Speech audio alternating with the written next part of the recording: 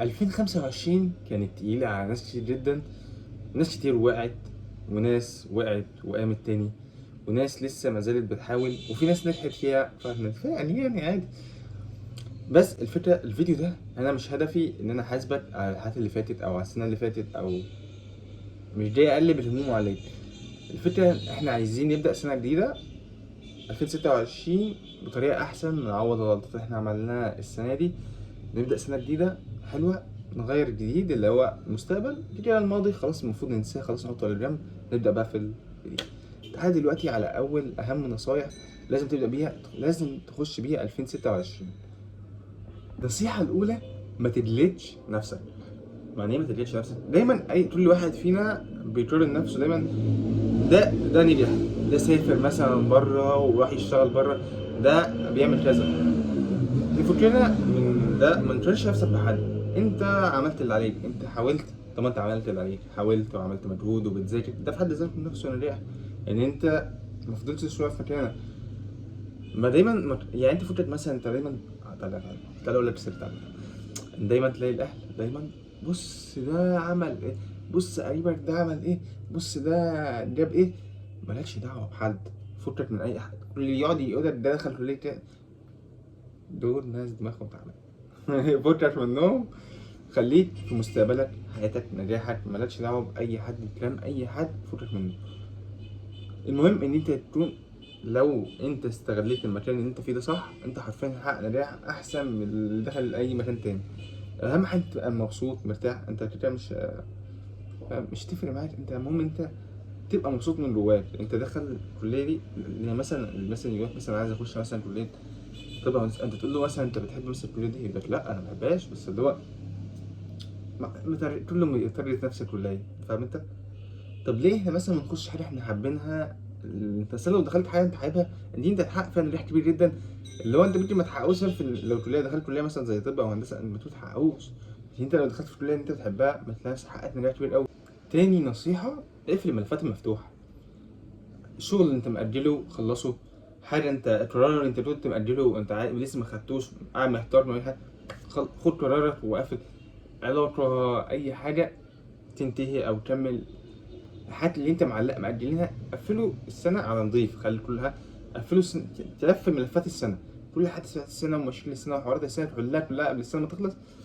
دي خلاص سنه خلصت، بحيث انت تبدا سنه جديده على رواق، تنسى كل الحاجات اللي فاتت، نركز في السنه الجديده، نبدا نحاول بقى نشوف بقى نعمل حاجات احسن، ما نكررش نفس الغلطات اللي احنا عملناها المره اللي فاتت. مش هنقعد نعيد كل مره بقى، احنا هنعيد كل شويه ولا ايه؟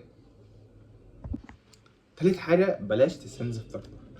الطاقه اللي عندك انت بتخلصها مثلا مثلا ناس توكسيك في حياتك، ناس وجودها نفسه هو سلبي عليك. فحاجه مثلا انت بتعملها، عاده مثلا تعملها انت، دي بتضيع لك وقتك. شغل يعني عبوديه، مثلا انا سمعت انا لما بسمع الحاجات دي، الناس بياخدوا مثلا 2000 جنيه في الشهر، اللي هو دي حاجه انت بتستنزف طاقتك. كل الطاقه اللي عندك مش عارف اقول عبد، طيب او العبد عبوديه، اللي هو انت. بس الفكره انت بتخش راتب، حتى انت راتب بتاخد راتب مثلا قصاد الحاجه اللي انت بتعملها دي، لا انت بتخش راتب اصلا مفيش فلوس. ده 2000 جنيه انت لو حسبته. الحاجه اللي جايه بقى: فكك من الاهداف الضخمه. يعني كل واحد بقى يحط لي اهداف، مثلا يبدا مثلا لسه بادئ يعمل محتوى مثلا، انا هجيب اول سنه 10 مليون، انا هجيب مليون. مليون ده هرمهم في شهر. يعني انا هفتح مطاعم وهتنجح وهفتح سلاسل كمان، كل ده في المطعم ده في السنه دي. انا فتحط انت بص، او مثلا تحط هي انت مثلا انت بتحط اهداف مثلا زياده عن الطاقه اللي عندك اساسا، يعني اللي هو حاطط اوفر لود على نفسك قوي، اللي هو في الاخر تيجي تقول في اخر السنه: ايه اللي انا عملته؟ انا ما حققتش حاجه ليه؟ يعني انا بدوبك انت عملت شغل شهر لقيت نفسك مش محقق نفس اللي في دماغك، اللي هو انا هجمع بالهبل، ملايين بالهبل. وبعدين في الاخر تلاقي نفسك انت وقفت بعد شهر اصلا او كذا يوم وخلاص، وقلت مش لاحق. زي مثلا انت مثلا زي ما تبدا براند، انت بدات براند، فبعدين انت اول يوم ما لقيتش اوردرات، تاني يوم ما لقيتش اوردرات، وانت متارجت مثلا انت هتحقق، لسه فاتح براند دلوقتي، متارجت انت مثلا تحقق 100 قطعه مثلا في الشهر ده. اول يوم ما لقيتش اوردرات، تاني يوم ما لقيتش اوردرات، تالت يوم ما لقيتش اوردرات، لا يعرف البراند احسن وراح دماغي. ده نفس اللي انت بتعمله، اللي هو انت قعدت اوفرلود على نفسك، انت لسه في البدايه. لازم سي مثلا في الاول هتبيع قطعه قطعتين تلاته اربعه، مع الوقت هتبيع الهبل. لازم مش هتقف عند حد. النصيحه رقم 5، استثمر في نفسك بجد. مش ان انت مثلا سي دفعت 2000 جنيه عشان كورس، مش فارقه، الفلوس بتروح وتيجي انت، بس ان انت تروح تاخد كورس وتطور من نفسك. المهاره من الاخر هي اللي هتبقى لك، المهاره دي هي اللي ممكن تجيب لك فلوس. يعني مثلا سي مثلا الناس مثلا اللي هم مثلا بياخدوا مثلا كورسات للاكسل والحاجات دي، مثلا في ناس مثلا ممكن يشتغلوا منها مثلا داتا انتري، في مثلا ممكن ناس لا تعمق في الموضوع قوي قوي قوي يعني، وفي الاخر تقول لك لا انا هدي كورسات للحاجات دي.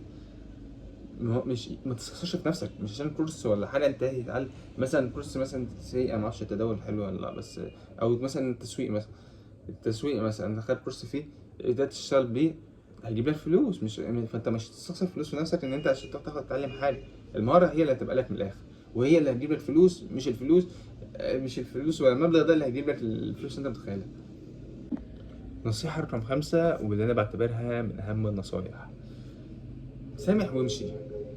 في ناس كتير أذتنا، ناس خيبت أملنا، ناس كنت أنت فاكر إن أنت بالنسبة لهم مثلا سي مثلا حاجة كبيرة أوي، اللي هو ولا ناس مثلا متخيل إن هما حاجة، ما تفضلش موقف حياتك عندهم وهم أساسا في التراوح.